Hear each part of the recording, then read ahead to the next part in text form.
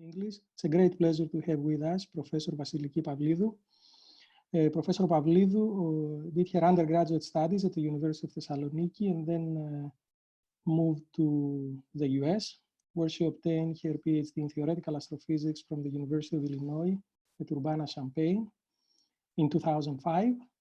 And she also continued her studies in the US as a postdoctoral fellow at the University of Chicago for 3 years, and then as an Einstein Fellow at the California Institute of Technology for another 3 years, at which time she was elected as assistant professor to the University of Crete here in the physics department. And since it was around the time where the austerity measures had started, her appointment to achieve the dream of the average Greek, that is to become a civil servant, was delayed for a couple of years. So on her way back, she stopped by Germany at the Max Planck Institute of Radio Astronomy for a year before actually moving to Crete in 2012. Vasiliki is a theoretical astrophysicist working on various topics from high energy astrophysics to accelerating processes and large scale structure and cosmology. And today we will have the opportunity to hear from her about a new idea that she had on how one can estimate locally the dark energy content of the universe, which is rather unknown and a very interesting topic. Professor Pavlidou. Thank you, Professor Harmantaris. Good afternoon, everybody. First of all, I hope you are all well, and I hope you remain well throughout this ordeal. Thank you for giving me the opportunity to talk about dark energy and how we can probe it in a completely new way. Let's see. Fantastic. This is work we have been doing with Giorgos Korkidis and Thodoris Tomaras over the past few years. This is the core team. But as we're moving from theory to observations, we are also working closely with a large fraction of the Institute of Astrophysics at FORTH, including distinguished alumni and members that are about to join. So here's what I plan to discuss today. First, I will describe concordance cosmology, the standard model of the cosmos. And I will tell you 4 things we think we know about the universe in order of decreasing confidence. And the 4th of those, the component of concordance cosmology we have the least confidence about, is dark energy. So I will tell you about dark energy, what it does, why we think it exists, and why it is the thing we are the least confident about. And I will conclude by discussing a new way we are proposing to increase our confidence or decrease it, it can go either way, about the existence and properties of dark energy here and now.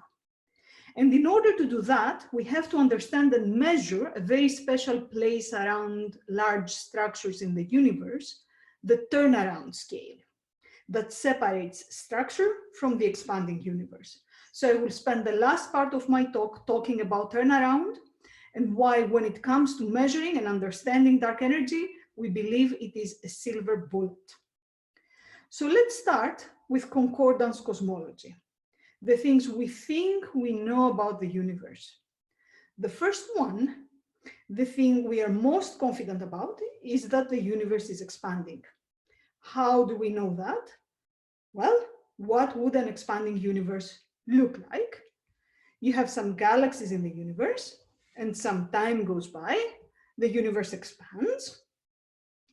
So, for any observer, let's say the orange guy here, the further away a galaxy is, the more it appears to have receded in that time. So that's the expected observation. All galaxies are receding, their spectra are redshifted, and the further away a galaxy is, the faster its recession velocity.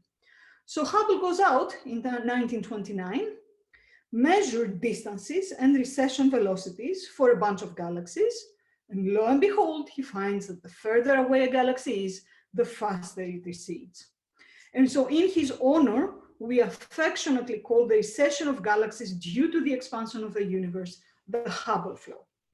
Now, I understand that although you can clearly see the correlation by eye, you may feel a bit disappointed by the quality of this data set, especially since I boldly told you this is the thing about the universe we're most confident about.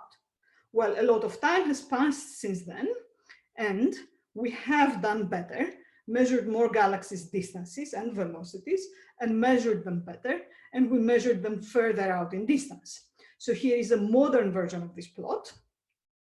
The red square at the origin marks the span of Hubble's original plot. So this was a convincing plot, but this is not our only line of evidence that the universe is expanding.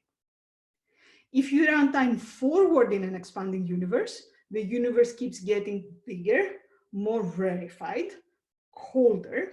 So looking back in time, which is what you do when you see further and further away, you look at a galaxy 1 billion light years away, you're looking 1 billion years in the past. So looking back in time, you would see a universe that is smaller, denser, warmer, more and more so, until if you look far back enough, you see a universe so dense and hot that it is fully ionized and completely opaque. You see a universe that is a black body. And like any good, honest, hardworking black body, the universe makes a perfect Planck spectrum of photons with temperature in the thousands of Kelvin. And if you run time forward again, the universe becomes bigger, more rarefied, colder. Eventually, atoms are formed in an event we call recombination. And the black body radiation of the early fiery universe is released, free to travel forever and ever. And as it travels, the wavelength of this radiation is stretched with the expanding universe. And so its characteristic temperature falls and falls, and today it reaches 2.7 Kelvin. That is in the microwaves. So if you turn a radio antenna that works in microwaves anywhere in the sky, lo and behold, you see the cosmic microwave background. And as close to perfect a black body as we have ever seen, with temperature 2.7 Kelvin, as expected, from a universe that started its life in a big, super hot, super dense bang, and has been expanding ever since. So this is statement number 1 of Concordance cosmology. The universe is expanding, although you should not use this as an excuse to be late to meetings.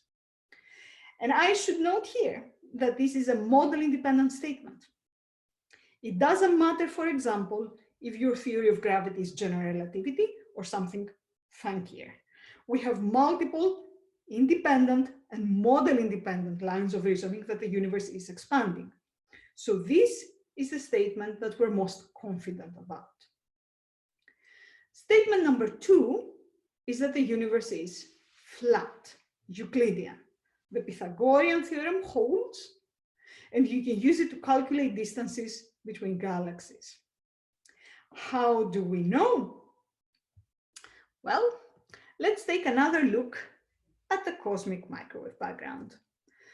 This here is a full sky image, and the red and blue colors indicate cold spots and hot spots, tiny fluctuations in the temperature of the radiation at the level of 1 part in 10,000. Okay, so the contrast has been cranked up quite a bit in this picture. But tiny though they may be, these fluctuations are there. So as physicists, we feel an uncontrollable urge to look at them in Fourier space. So we take a spatial power spectrum, and this is what we see. The multiple moment, the spherical harmonic L, the angular frequency, if you wish, increases to the right, and the lower axis shows how what angular scale each L corresponds to. So large scales are to the left, small scales are to the right on this plot. And so we see that the cosmic microwave background fluctuation power spectrum has a lowest frequency peak. Okay, this is the fundamental frequency of the fluctuations. And it has to correspond to the largest scale on which we can make such fluctuations. Or if you prefer, the largest length scale that is in causal contact at the time of recombination. So its parts can talk to each other and coordinate to make a hot spot or make a cold spot. So this fundamental frequency and its corresponding angular scale must correspond to the horizon at recombination. What I mean by horizon is the distance over which light could have traveled from the beginning of time, the Big Bang, until recombination to allow regions of this size to be in causal contact. And this angular scale is about 1 degree on the sky today. So how do I conclude from that observable that the horizon at recombination looks like 1 degree in the sky today, that the universe is flat? I cannot do this in a model-independent way like I did with expansion. Here I have to make some assumptions. I have to adopt some cosmological model and fit parameters to it. So what are my underlying assumptions? There are two. One is that the universe is homogeneous and isotropic. And two is that general relativity is the correct theory of gravity that describes the evolution of the universe. So I apply the Einstein field equations to an isotropic and homogeneous universe, and I obtain this equation here, the Friedmann equation, named after Russian physicist Alexander Friedmann, who was the first to derive it. Friedmann died very young, at the age of 37 years old, from typhoid fever, which he contracted on his way back from his honeymoon by eating an unwashed pear at a railway station. I mention it because it is doubly relevant to our current predicament. Travel can be dangerous, so stay home, and two, make sure you wash your fruit before eating them. And what the Friedmann equation does is it describes the time evolution of distances in the universe. And it tells us that this evolution of distances, this is the R in this equation, depends on ρ, the density of matter and energy, and the curvature of the universe, K. So armed now with a way to calculate how distances evolve over time, let's go back to how we conclude that the universe is flat. The line of reasoning is this. We consider three cosmic epochs, three events in the history of the universe. The beginning of the universe, the time of recombination, when the cosmic microwave background is emitted, and the present cosmic time. So first we ask Friedmann, hey Alexander, how far can light travel from the beginning of the universe until recombination? And Friedmann says, oh, can you tell me something about the contents of the universe back then? What is the density of the matter energy? And what about curvature? And it turns out that at such early times, radiation overwhelms everything. Overwhelms matter, it overwhelms curvature, they don't do much. So rather robustly, Alexander tells us that between time 0 and recombination, light traveled 300,000 light years. So this is the size of the horizon at recombination. And now we can ask Friedmann, how big should 300,000 light years at recombination look on the sky today? How many degrees? And rather unsurprisingly, Friedmann answers that since this is a rather longer trip through the late stages of the universe, the answer should depend on the geometry of the universe, on the geometry of space-time. And then we feed Friedmann the observable, and we tell him, okay, now tell me what geometry makes 300,000 light years at recombination look like 1 degree on the sky today?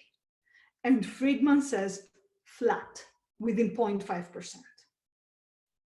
But let's do keep in mind that this conclusion did not come free of assumptions, okay? We assumed that the universe is homogeneous and isotropic, and we assumed that general relativity holds.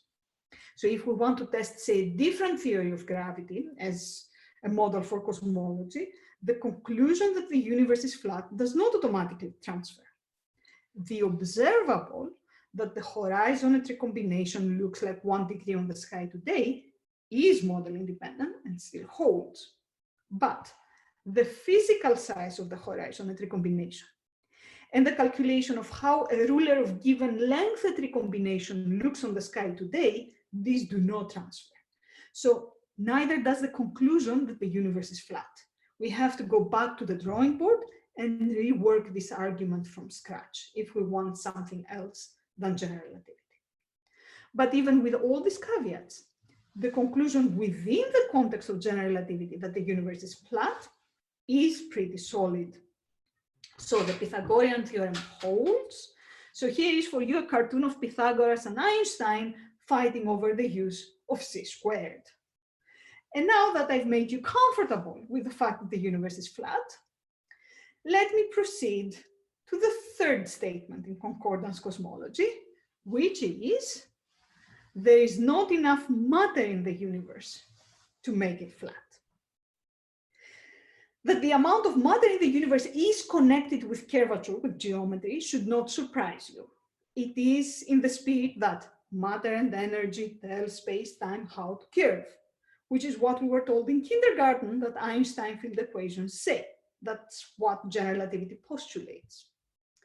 So let's see how Friedmann, who is Einstein's emissary in the field of cosmology, expresses this concept. Here is again the Friedmann equation.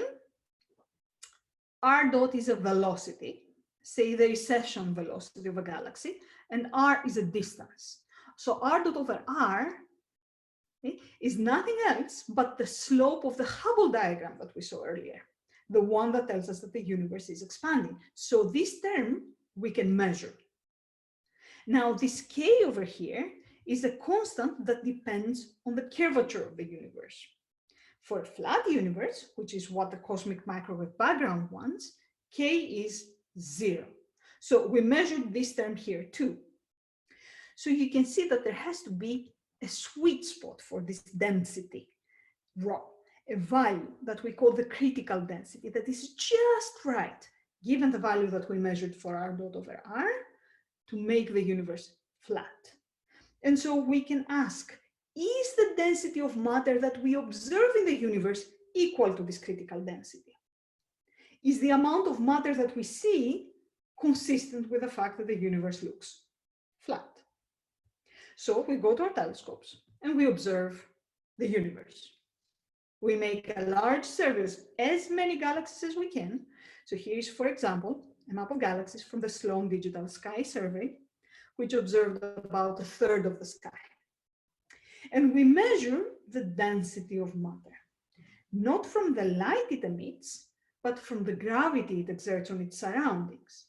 In this way, we sidestep the dark matter problem that, if you remember, Françoise Kohn told us all about on February 27. That was a month ago, although at this point, it feels more like it was last century. So what we find is that the density of all matter in the universe, shining or dark, is about 30% of the critical density. So there is not enough matter to make the universe flat. This is the third statement of concordance cosmology. And this again came assuming the Friedmann equation, like the flatness of the universe did. So it came with the assumptions of homogeneity, isotropy, and general relativity being the correct description of gravity. So the reason why I'm ranking this statement number 3 in order of decreasing confidence below the cosmic microwave background has to do with observational uncertainties, because we are much better at measuring angles on the sky than we are at measuring gravitational masses. But even if this 30% turns out to be 25 or 35%, we're still many sigma away from the matter density of the universe being anywhere near the critical density to make the universe flat.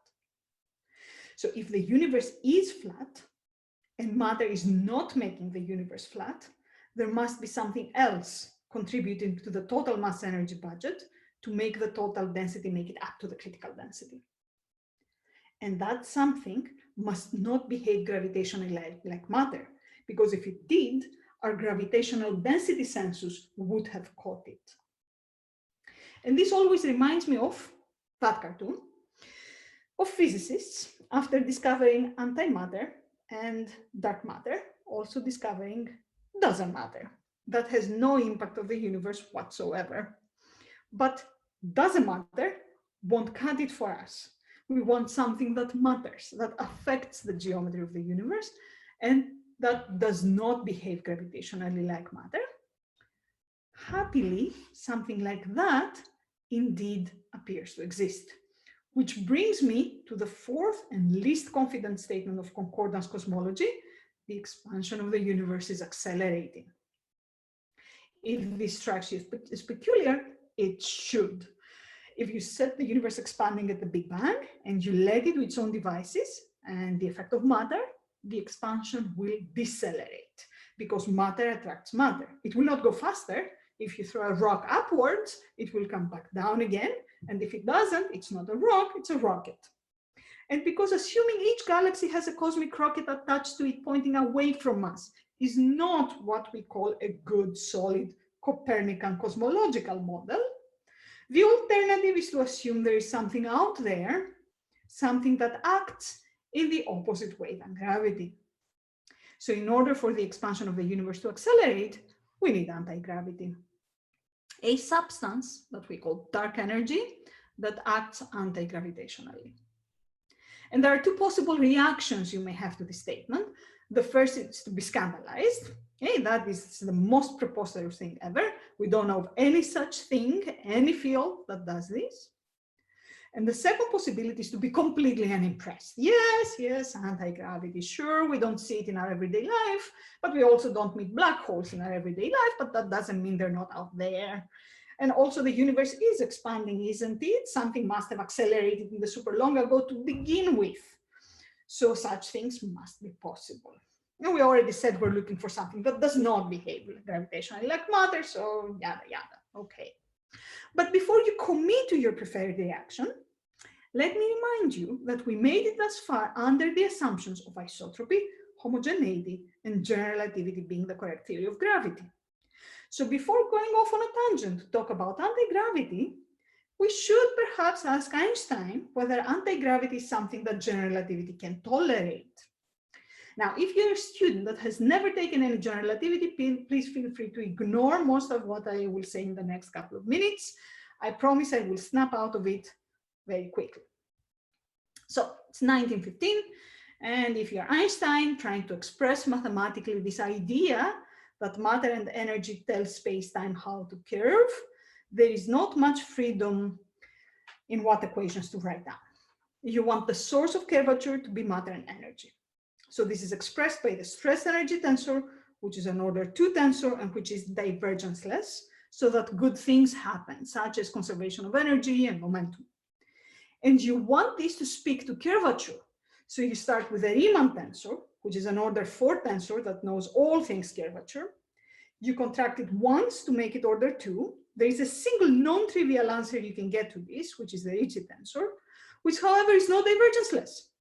So you make it divergenceless, and the result is pretty uniquely the Einstein tensor. So voila, the Einstein field equations. You couldn't really have written down anything else. Not quite. It turns out there is another order 2 tensor, which is naturally divergenceless and also contains information about the curvature of space-time. And this is the metric tensor itself. So you could, if you were so inclined, to also add here the metric tensor multiplied by constant. And it is this constant here, this lambda, that we call the cosmological constant. And if it is positive, this term here will act as anti-gravity. It will propel things away from each other. It will accelerate the expansion of space. So Einstein looks at this and he thinks, nah, simple is beauty, beauty is truth, and in 1915 publishes his equations without lambda.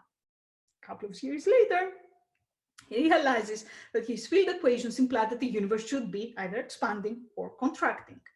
But the universe as he knew it back then, which was just the Milky Way galaxy, our nearby stars, did not expand and did not contract. It was just sitting there. So he goes back to his equations, adds back lambda, adds some anti-gravity in order to balance gravity and make the universe just sit there. Then, 1929, Hubble discovers the expansion of the universe. And in 1932, Einstein says, well, I guess it was expanding after all, and takes lambda out again. And this is how things stay for quite some time until the 90s roll around. And the folks that study supernova type 1a, which I will tell you all about, they come out and say, folks, don't panic, but we think the expansion of the universe is starting to accelerate. We need that anti-gravity after all. So lambda comes back in and has been in since. So the bottom line is, yes, general relativity can tolerate anti-gravity, and that anti-gravity in the form of a cosmological constant is what we are referring to in concordance cosmology when we're talking about dark energy. So let's take a look at this data that tell us about the acceleration of the universe. It is a Hubble diagram. It has taken us a long way. Redshift on the horizontal axis, i.e. recession velocity, distance on the vertical axis. But it is a Hubble diagram that extends to very large distances. And when you do that, the velocity does not stay proportional to distance. The further out you look, the further in the past you look, when the universe was different and was expanding at a different rate. So if you construct a Hubble diagram to atrociously high distances, it should tell you whether the expansion is accelerating or whether it is slowing down. And scientists have done this. And Adam Rees, Saul Perlmutter, and Brian Schmidt shared a Nobel Prize for doing so. So what they did is they used supernovae, which are super bright, and we can detect to atrociously high distances, but which also have a way to tell us about their true distance from us. And they extended this diagram out to redshift 1, in other words, to a time when the universe was half its current size. And they found that the expansion is accelerating. So here on the lower panel, you can see how their supernova data compare to 3 models. The baseline is a universe with matter density 30% of the critical value and no lambda. The lower line is a universe with lots of matter, 100% of the critical density. And as our census of matter also says, that model is highly disfavored. And the upper line, the one preferred by the data, is the one that says 30% of the critical density is matter, 70% of the critical density is lambda, and the two together make a flat universe. So there you have it. The expansion of the universe is accelerating, implying dark energy exists in the form of a non-zero positive cosmological constant acting anti-gravitationally. The data is what I showed you, supernova recession velocities and distances. And the conclusion is based on 3 now assumptions. 1, isotropy and homogeneity of the universe. 2, general relativity is a correct description of gravity. And 3, that supernovae are good standard candles out to redshift 1. So it is this last assumption which is different from what we had in the first 3 statements, the second 2, and which is why I claim that this is the least confident of the 4 statements that comprise concordance cosmology. So let me expand on it a bit more. What do I mean by a standard candle? I mean an object of known luminosity and by extension of calculable distance. So the flux of any object is given by this simple relation. F is the flux, what a telescope measures. L is the luminosity, what physicists would call power, the power radiated from the source measured in watts. And R is the distance between the source and the observer. So for any source, F is observable. I go to the telescope, I measure F. Now, what makes a source a standard candle is that I have a way to know L. Usually in standard candles we use in cosmology, there is a correlation between variability and luminosity. The time scale over which a source changes its brightness is related to the power that the source emits. This is the case with supernovae. We see how long it takes for the phenomenon to unfold, and we calculate the true power of the supernova. Then combining L and F, you can obtain R, which is your object of desire, what goes in the Hubble diagram, which measures the expansion of the universe and the acceleration of this expansion. The other quantity you need for the Hubble diagram, the velocity, is trivial to obtain. through the Doppler effect and spectroscopy. So the hard part is the distance. So the extent to which you believe the supernova result on the acceleration of the expansion depends on the extent to which you believe that supernovae are good standard candles out to very large distances. Or to put it differently, the correlation between variability times and power in supernovae billions of years ago were not different from what is true for supernovae today. And as you can imagine, the stakes are very high. So people keep going back to this assumption to test it again and again. And papers claiming that there is in fact evidence suggesting that supernovae in the past did not look exactly like supernovae today do get written. This is one for a few months ago, finding that the amount of evolution in supernova luminosity suggested by the data is just enough to mimic the existence of a cosmological constant. So without getting into the details of this particular analysis, which is right now hotly debated, what I would like you to take from here is that the supernova result is sensitive to the assumption that supernovae in the long ago behaved exactly like supernovae today, and also that we don't understand supernovae well enough from a theoretical perspective to settle this question. And thus, wouldn't it be nice if there was a non-supernova way to test whether a positive cosmological constant, whether dark energy truly exists? So there you have it, statement number 4 of Concordance Cosmology. The expansion of the universe is accelerating. What I would like to do next is to show you the plot we use to summarize this knowledge, the cornerstone of Concordance Cosmology. And this is the plot. On the horizontal axis, we have the density of matter in the universe in units of the critical density needed to make the universe flat.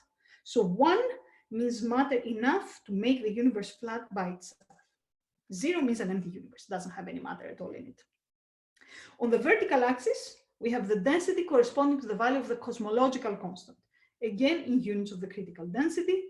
So 1 means cosmological constant large enough to make a universe completely empty of matter, flat by itself. And with the 3 different colors, you have the 3 observables I showed you. With orange, the power spectrum of the microwave background radiation telling us that the universe is very close to flat. With green are studies of the amount of matter in the universe, showing that the density of matter is about 30% of the critical. And with blue, we have the supernova data, okay? Showing that you need a cosmological constant to make the universe accelerate. And the reason why this line has this slope is the more matter you have, the more cosmological constant you need, because matter slows the universe down. Now, these 3 constraints are roughly 3 lines on the matter density, lambda density plane. And 3 lines on a plane don't in general pass through a single point, but these 3 lines corresponding to 3 completely independent data sets do. And this gives us more confidence in the concordant cosmological model as a whole than we have in any one of the 3 data sets and the underlying assumptions of the model. So, does this mean we're done with lambda? Are we happy and satisfied that we have solved cosmology, including the issue of dark energy, at least observationally, and we can now go home?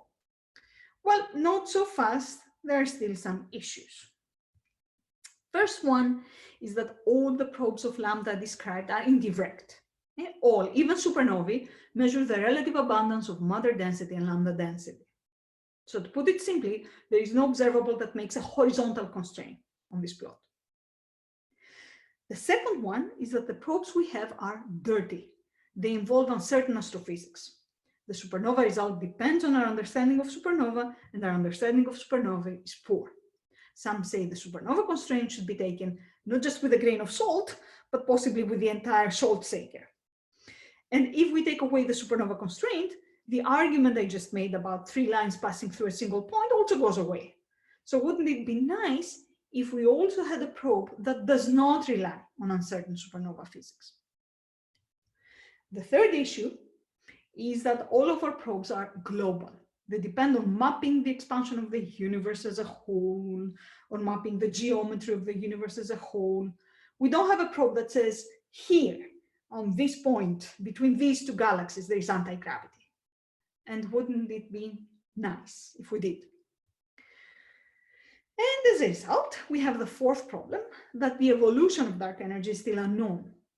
If dark energy indeed exists in the form of a cosmological constant, it does not evolve. It is a property of space-time that was, is, and will be, and this is what we are assuming actually in all of our calculations, but it doesn't have to be that way. What if it is an evolving field instead?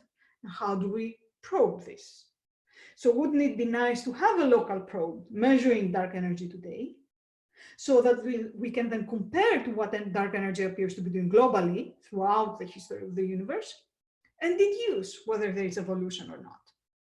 Yes, yes, it would be nice. But how would we go about doing that? Well, we can only probe lambda through its effect on things we see. So we start by asking, what does it do? Right? It does three things. It accelerates the expansion, and we're already using that. That is the supernova constraint. It affects the geometry, and we're also doing that. That is the cosmic microwave background constraint. And it halts structural growth in the universe. And this is the new thing that we're proposing to use. So let's talk about structural growth. Okay. Before we talk about the end of structural growth, which is what lambda does, let's begin by talking about the process of structural growth. How do large-scale structures in the universe, like galaxies and clusters of galaxies, form? You start at recombination with a soup of shining matter, dark matter, and radiation, which is very close to homogeneous and isotropic, but has tiny density fluctuations. This is what is reflected as a tiny temperature fluctuations in the cosmic microwave background map. So you let gravity and time do their thing, and the density fluctuations grow. Over dense regions become denser, under dense regions become emptier. Things start forming gravitationally bound systems, which grow by accreting matter from their surroundings. This is what you see here on the right, where a cube of cosmic size was simulated in a supercomputer, and time runs from upper left to lower right. And this process will continue, and structures will continue to merge into fewer and larger beasts forever and ever, unless something stops them. And that is dark energy. Unless at some point, far away from the structures, the density of matter is so low and the anti-gravitational effect of dark energy is so strong that matter can no longer accrete on the structure, and then structure formation halts. This is the effect we're looking for. So that was a realistic view of structural growth. Now let me give you the spherical car model that will allow us to define specific scales and so forth. So here in the middle, with dark blue, I have a galaxy cluster, and around it with the light blue, we have matter falling onto the cluster, being accreted by the cluster.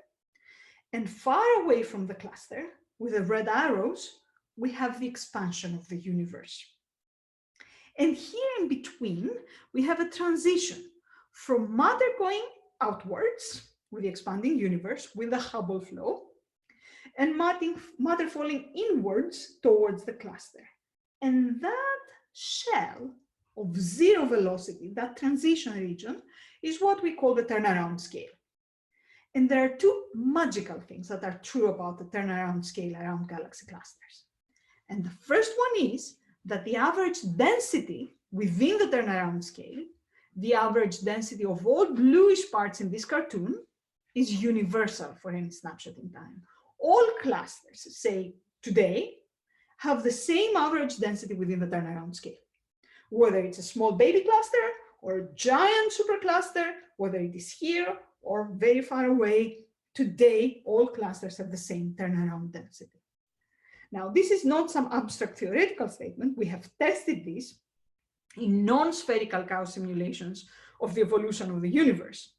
So here is a plot from a paper that UoC put out a couple of months ago. And on the horizontal axis, there is the mass that is enclosed within the turnaround scale. And on the vertical axis, it is the size of the turnaround scale. And each dot you see on this plot is a galaxy cluster somewhere in that simulation. The red line, that red line, is a theoretical line that predicts a specific density for all these structures that live at a specific cosmic time. And you see that indeed these structures fall on that line. The second magical thing about the average density within the turnaround scale, the average density of the bluish parts in that cartoon, is that it is sensitive to lambda. Its evolution with time responds to and records the end of structural growth. So in this plot here, from our latest paper with Korkidis and Tomaras and Tanoglidis, is what Friedman told us about the evolution of the turnaround density. The average density of the bluish parts in the cartoon, how this evolves with time. Okay, now is in the middle of this plot, past is to the left, future is to the right. And you see without lambda, the red line, the turnaround density evolves like so. It sinks like a duck made of iron, and it does so non-stop, forever and ever. And this happens because as time goes by, structures keep incorporating more and more rarefied material as the universe expands. With lambda, this evolution flattens off, as the black line shows, because structures stop accreting. Their boundary no longer adjusts, so billions of years in the future, the turnaround density will flatline. And indeed, it will flatten at a value of twice the density of lambda in units of the critical density today.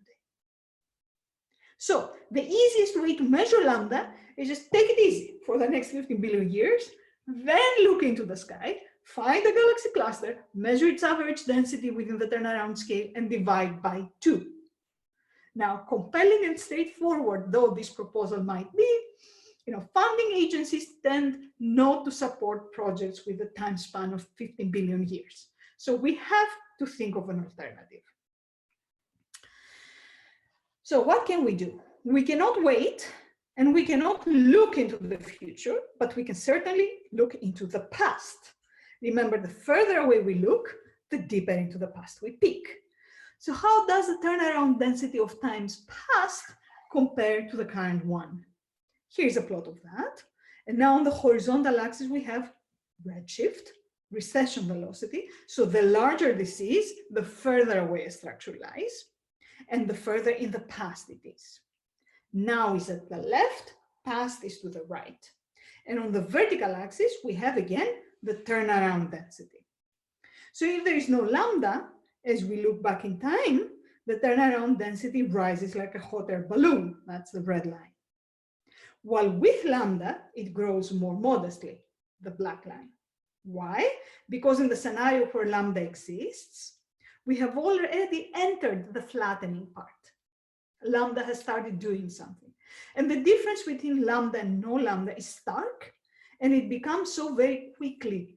We don't have to go to atrociously high distances to see the effect, as we have to do in the case of supernovae, which means we can really make a measurement of lambda here and now, not the global one, not one in the dim past. And since there are a lot of clusters out there, and we are measuring the universal property, we don't have to do a good job in each of them. Doing a poor job in a lot of clusters will be enough.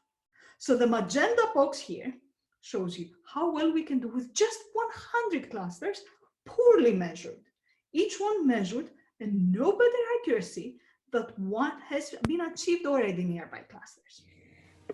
So you might ask, how does this number of 100 clusters compare to the total number of known clusters out to these distances?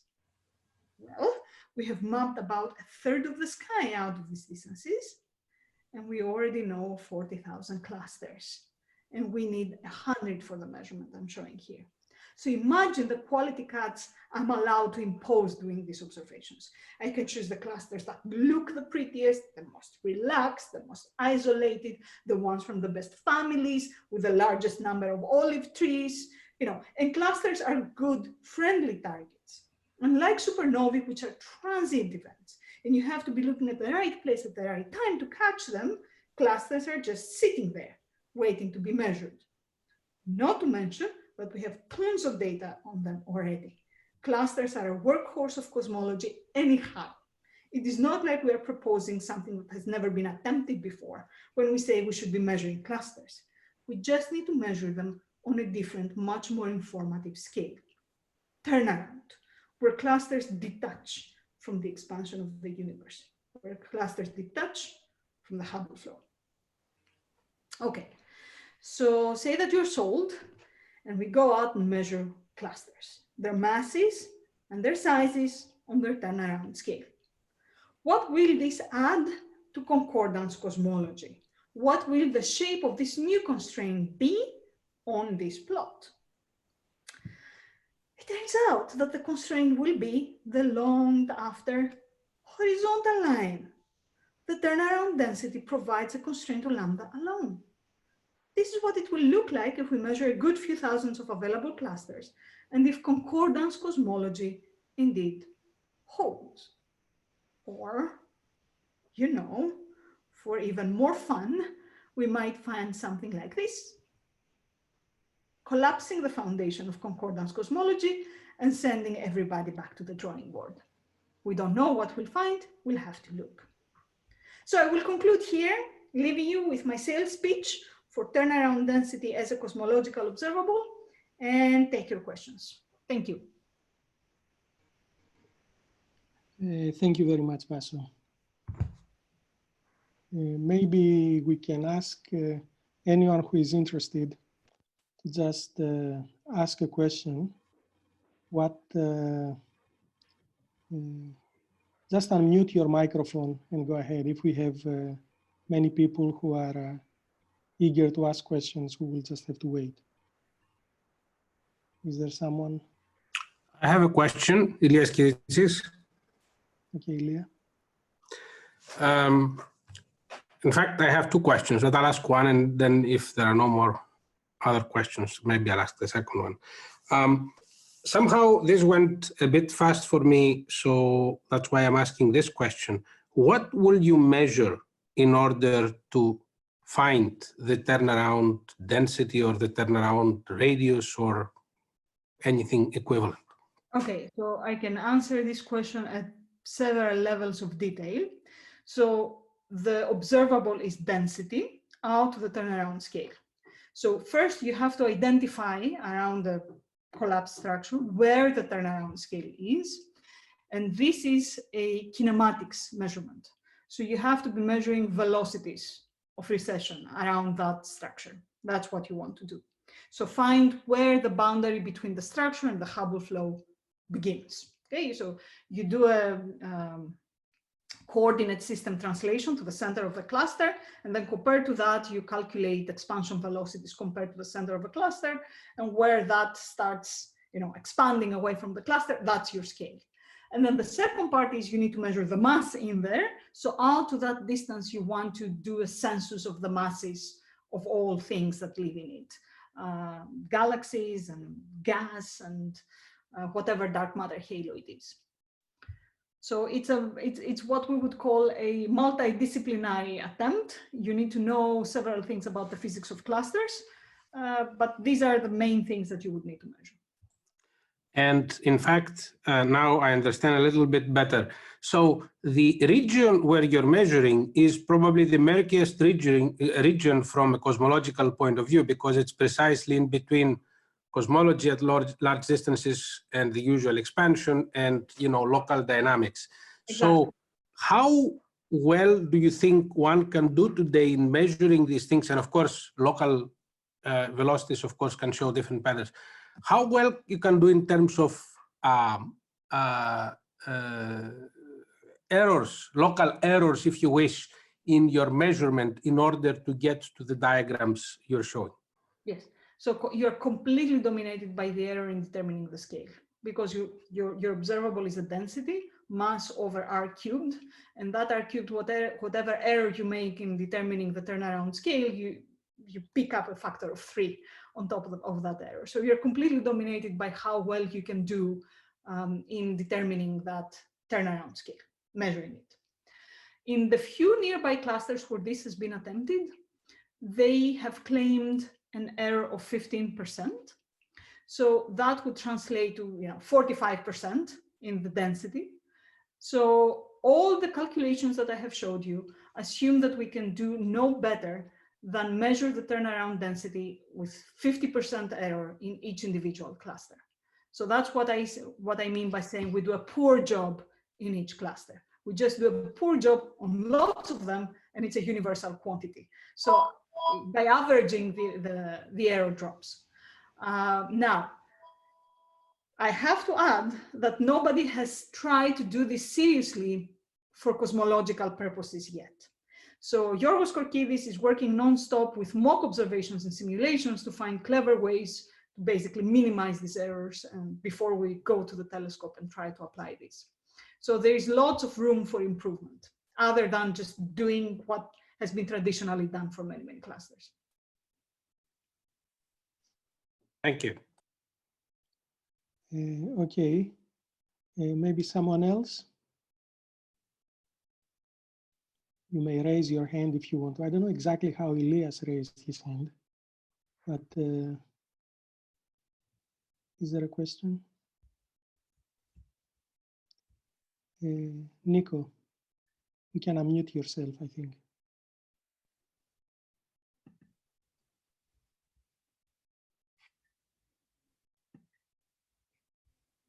Yeah, we are listening. But we cannot hear you.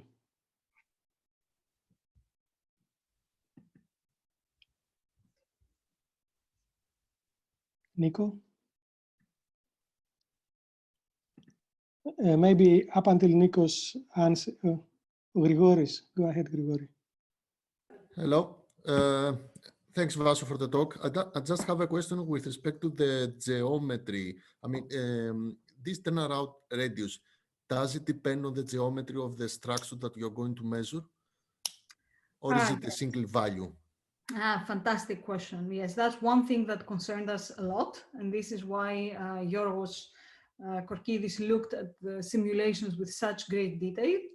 So it turns out that the shape, if it's flattened or pancaked or a little bit off circular, or how close to spherical a structure is, basically has no effect on the turnaround density. So apparently the reason for that, as far as we can tell, is that the turnaround radius is so far away from the centrally collapsed structure where you see all the structure and all the non-sphericities, that for the turnaround shell, the structure looks like a point mass, the structure that drives the gravitational potential.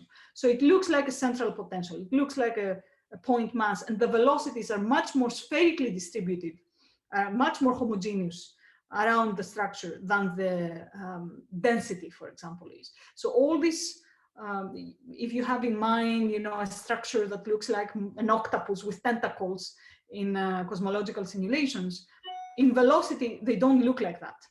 So they look much more well-behaved. So a single value for the turnaround scale to 0th order does a very good job. We have tested that. And deviations from sphericity are not the primary factor that drives you away from the theoretically expected value of the turnaround density. What does make a little bit of a difference, what's causing that scatter that you saw in the plot I showed, the simulated clusters versus the theoretical line, is the presence of neighbors. So it's tidal effects that change the Hubble flow around a structure. And this is why I said the fact that we need few clusters, but we have lots of them available, enables us to just impose quality checks. If you have a big neighbor nearby that will exert large tidal distortions, you just chuck this cluster. You don't have to measure that. Just pick the ones that are nice and isolated and good structures to measure. We have lots of room for quality cuts. We have factors of hundreds.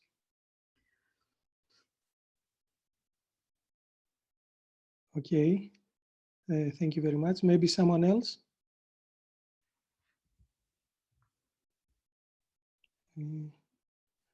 Kostas Nikolaou, you may unmute yourself.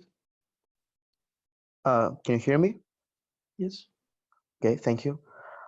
You showed us how the velocities of supernovae in the distant past deviate from what Hubble's equation predicts. That's how we know that the universe is expansion accelerating. But it's a simple question, but how are we sure that the Hubble's constant has been constant even in the distant past? We don't assume that. So the Friedman equation is in fact an evolution equation for the Hubble parameter. Other than telling us how distances evolve, how the size of the universe evolves, it also tells us how the expansion rate evolves. And what it says is that the expansion rate depends on how big the universe is and what the contents of the universe are: matter, radiation, curvature, and cosmological constant. So we make models of that evolution and we compare these models to the data. This is why there is no Hubble prediction versus data. It's a series of Hubble, Friedman other equations, evolutions of the Hubble parameter according to the Friedman equation versus data. So the Hubble law that says velocity is proportional to distance, as it is, holds only out to very small distances from the Milky Way. The moment you go out far away, no matter what you assume about the contents of the universe, you have to account for this evolution. Thank you. Another question, possibly? Can I ask another question? Neil, in fact, the question has to do with how much the dynamics or dark matter can affect the turnaround radius.